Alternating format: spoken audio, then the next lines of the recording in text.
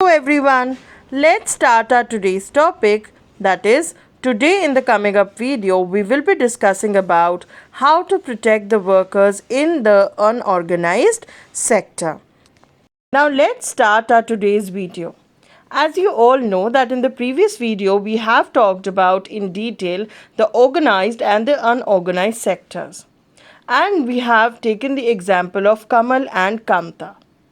Now today we'll be discussing about the protection of workers who are working in the unorganized sector. Now the organized sector offers certain jobs that are most sought after and they're very safe, but the employment opportunities in the organized sector is less and it have been expanding very slowly. So hence the people have to move towards the working in the unorganized sectors. Now, it is very common to find that many organized sector enterprises in the unorganized sector. What do? They actually adopt such type of strategies to evade the taxes and they refuse to follow laws that protect the laborers. Now, what happened as a result? Now, as a result, a large number of workers are forced to enter the unorganized sector jobs which are not safe for them. They don't follow any rules that are laid down by the government for workers and for the working hours, and they are also paid very less salary. Now, they are often exploited and not paid fair wage what they actually should. Now, their earnings are very low and not regular either. Now, these jobs are not secure and they have no other benefits. But why people go and work in unorganized sector? Because the opportunities in organized sectors are less, and that is why they have to move towards working in the unorganized sectors, which are not secure jobs, and also the unorganized sector gives no other benefits like the organized sectors. Since 1990s, if we talk about, it is very common to see a large number of workers that lose their jobs in the organized sectors. And after that, they are left with no other option. Only they have the option to work in unorganized sectors. And that too with low wages or low earnings. Now, besides the need for more work, there is also a need of protection and support of the workers in the unorganized sector. Now we are moving forward and now we will be discussing about the vulnerable people who need protection, who are working in the unorganized sector. So there is requirement of providing protection to the people who are working in the unorganized sector and also providing them security of job and proper wages. Now in the rural area, what happens is that the unorganized sector mostly comprises of landless agricultural laborers, small and marginal farmers, sharecroppers are there, and artisans are also there. Artisans, if we talk about, there are certain examples that they're weavers, blacksmiths, carpenters, and goldsmiths also. Now, nearly around 80% of the rural household in India are in small and marginal farmer category. That means they are working in the unorganized sector. Now, these farmers, these small and marginal farmers, need to be supported through adequate facility for timely delivery of seeds, agricultural inputs, credit, storage facilities, and marketing outlets so that they can work properly and earn profit. Now, let's come on to the urban areas. Unorganized sector comprises mainly of workers in small scale industry, casual workers in construction companies or construction sites, trade and transport, etc.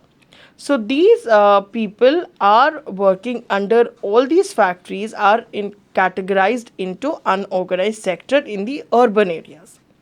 And those who actually work as street vendors, head load workers, garment makers, rag pickers, these are workers also who are working in unorganized sector. Now, small scale industry also needs government support so that it can actually procure raw material and marketing of output.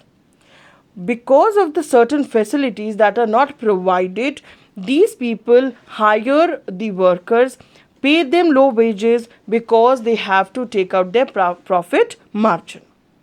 Now, that is why they don't follow government rules, and hence the circle continues. The low wages of providing them no protection or no security of job.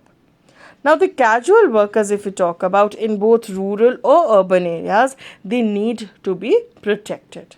Now, we talked about two areas, that is urban areas as well as rural areas. We talked about people who are working in unorganized sector in urban as well as rural areas. So both of them need to be protected, their rights need to be protected, and they have a right to at least earn the wages for which they are working for.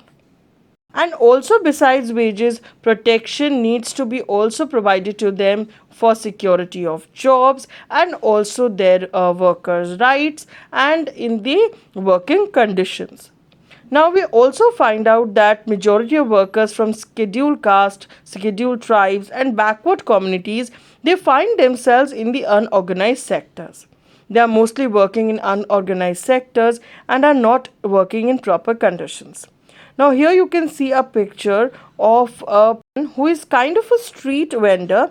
So when factories close down or they lose their jobs, some of the people are selling goods, some of the people are selling vegetables on the street and also pushing a cart or doing some other odd jobs when they lose their factory jobs.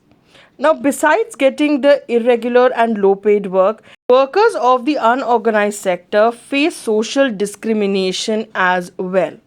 So, the protection and support to the unorganized sector workers is thus very necessary for both economic as well as their social development. So, today, children, in the video, we talked in detail about the working conditions, about the workers of the unorganized sectors, whether they are working in urban areas or in rural areas, and we also talked about that how they can be protected. They can be protected by proper implementation of rules of the government norms in the factories or in the areas where they are working, providing them with proper wages, helping them to work in better conditions, and also providing them security of jobs like in the organized sectors. Now, government needs to take specific measures for helping the unorganized sector workers, and also very importantly, there are certain laws that are being made for them but they are not implemented fully. So the government needs to keep a continuous check on the following of the norms by the unorganized sector companies or factories. So children, that's all for today. We'll come back again with the next topic in the next video. Till then, thank you so much.